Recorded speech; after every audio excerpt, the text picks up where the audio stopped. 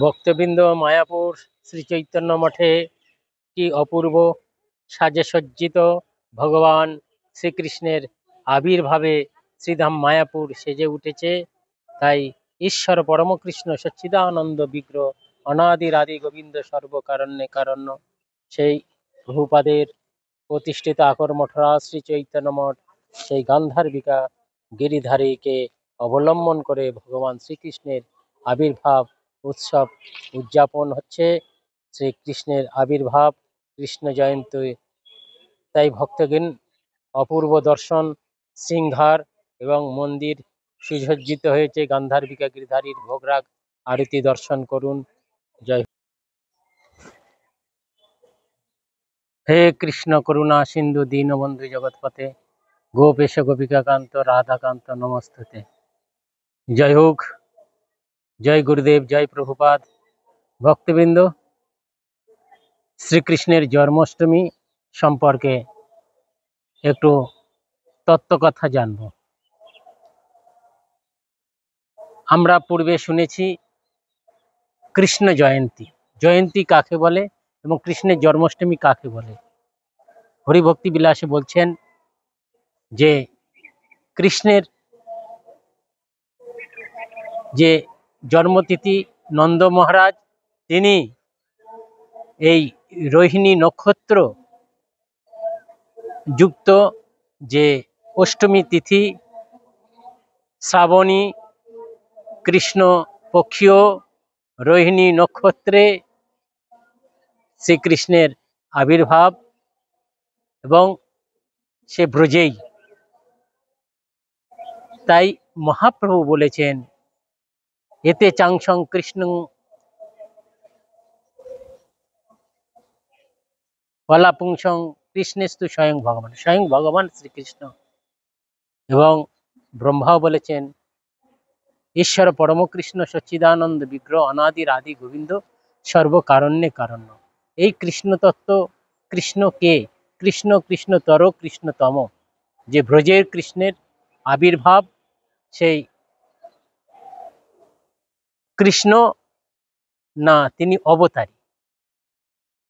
আরাধ্য ভগবান ব্রজেশ তনয় তদ্ধাম বৃন্দাবন, সেই বৃন্দাবনে বৃন্দাবনং পরিত্যাজ্যং নমে গচ্ছামি।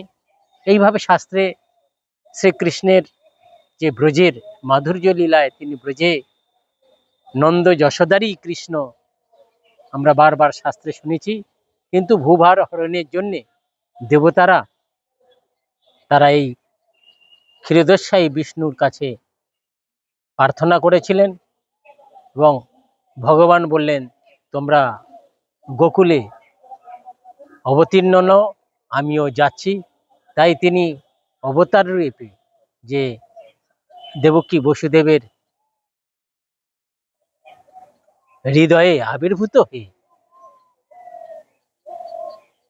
তিনি দুষ্টকে দমন করার জন্য তিনি আবির্ভূত হয়েছিলেন এদিকে কংসের কারাগারে।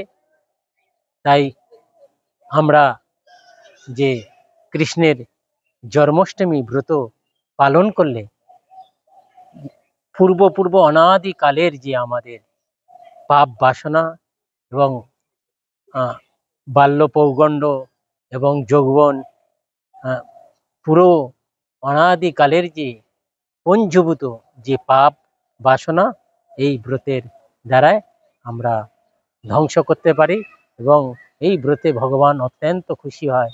তাই এই জন্মাষ্টমী ব্রত, তখন তিনি আবির্ভাব হলেন। বলছেন সনাতন গোস্বামী, যখন আবির্ভাব হয়েছে তখন বসুদেব প্রার্থনা করছেন, প্রভু এই কংস আপনার এই বৈভব রূপ দেখে তিনি আমাদের উপরে আরো অত্যাচার বেশি করবে, তাই আপনি সাধারণ বালক হয়ে যান। তাই তিনি বর্ণনা করেছেন জীব গোস্বামী যে ভগবানের আদেশে যোগমায়া তিনি যখন বালকের মতো হয়ে যাও, তিনি তখন ভগবান এখানে এসে আবির্ভূত হয়ে তিনি বালকের মতো হয়েছিলেন। আবার আমরা দেখছি যে দেবকী বসুদেবকে, দেবকী বসুদেব বিশুদ্ধ সত্যং বাসুদেব সমর্দিতং দেবকী দেবরূপিণং ভক্তিরূপিণং, এই দেবকী দেবী ভক্তির পরাকাষ্ঠার একটা রূপ, অর্থাৎ যার হৃদয়ে এইরকম ভক্তিময় হবে এবং শুদ্ধ ভক্তি যে বসুদেব, তার সঙ্গে বিবাহ হলো। এবং যিনি অভক্ত সেই কংস সবসময় তিনি ভয়ে তটস্থ, ভয়াত কংস।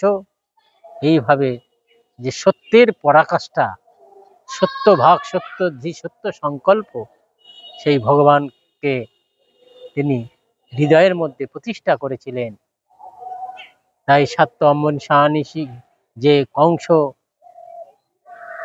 তিনি ভয় পেয়েছিলেন, তাই দৈববাণীতে তিনি শুনেছিলেন। কিন্তু সাধক অর্থাৎ দেবকী বসুদেবের তিনি সে সত্য সংকল্প, তাই তিনি প্রতিজ্ঞা করেছিলেন একটার পর একটা আমি সন্তানদের তোমার কাছে তুলে দেব।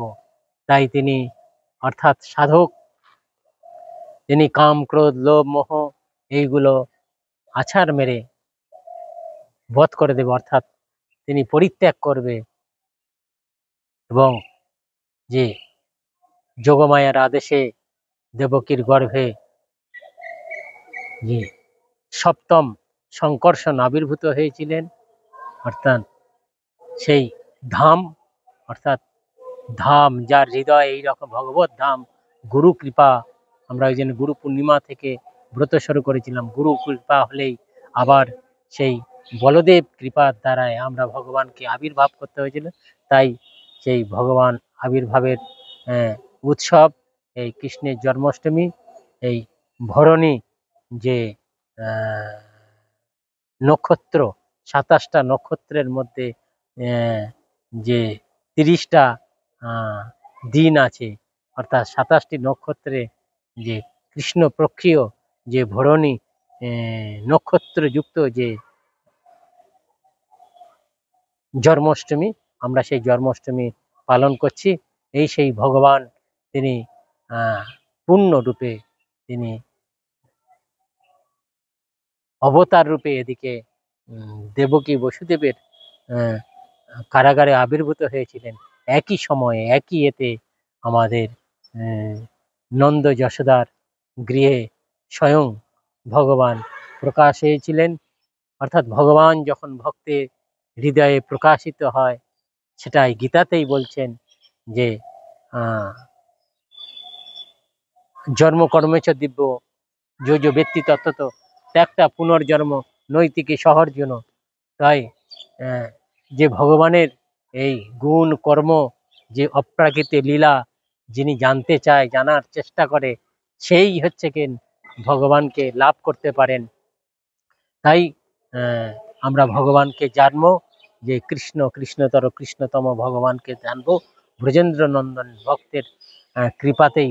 তাই ভক্তের প্রেম সুধা লাভ করার জন্যে ভগবান তিনি নন্দ যশোদার গৃহে অবতীর্ণ হয়েছিলেন, অর্থাৎ অনুজা যোগমায়া একসঙ্গে অবতীর্ণ হয়েছিলেন। দুটি সন্তান অর্থাৎ যোগমায়া কৃষ্ণ।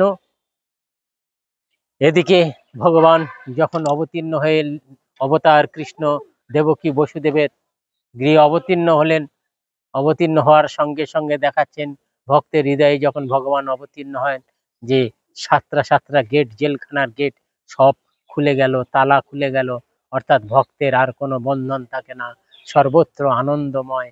তাই তিনি কৃষ্ণকে নিয়ে গোকুলে চলে গেলেন, গোকুল ধামে চলে গেলেন, অর্থাৎ আনন্দ ধামে চলে গেলেন। গিয়ে যখন নন্দ মহারাজের যে গৃহে প্রবেশ করলেন, যেমন বলছেন বিদ্যুৎ মেঘের মধ্যে যেমন মিশে যায়, সেরকম চতুর্ভুজ কৃষ্ণ বসুদেব কৃষ্ণ নন্দ মহারাজের কৃষ্ণের মধ্যে মিশে গেল, ওখান থেকে যোগমায়াকে নিয়ে আসলেন। এইভাবে ভগবান শ্রীকৃষ্ণের আবির্ভাব উৎসব ভক্তরা তাই কি করেন, ভক্তের আনুগত্যে মায়াপুর শ্রী চৈতন্য মঠে প্রভুপাদের আনুগত্যে যে এই জন্মাষ্টমী পালন করলে আমরা যে নন্দনন্দন কৃষ্ণের আবির্ভাব জনিত যে উৎসব কৃষ্ণ প্রেম লাভ করতে পারি। তাই মহাপ্রভু বলেছে কৃষ্ণ প্রেম বিনা দারিদ্র চিহ্ন, যে যুগল সেবা, যে ব্রজেন্দ্র নন্দন কৃষ্ণের আরাধনা ভক্তের আনুগত্যে ভগবানকে লাভ করা যায়, ভগবানকে বন্ধন করা যায়। তাই এই কৃষ্ণ, আর যারা ভক্তের আনুগত্য করে না অথচ জন্মাষ্টমী পালন করেন, তাদের এই জন্মাষ্টমী ওই বসুদেব এবং দেবকী কৃষ্ণের জন্মাষ্টমী করলে তারা কোনোদিন প্রেম পেতে পারে না। তাই ভক্তগণ, এই জন্মাষ্টমী শ্রীকৃষ্ণের ভজন করুন এবং ভক্তের আনুগত্য করে ভগবানকে লাভ করুন। জয় সচিনন্দন, জয় ভগবান শ্রীকৃষ্ণ কি জয় হোক, জয় হোক। হরে কৃষ্ণ কৃষ্ণ কৃষ্ণ হরে হরে, হরে রাম রাম রাম হরে হরে।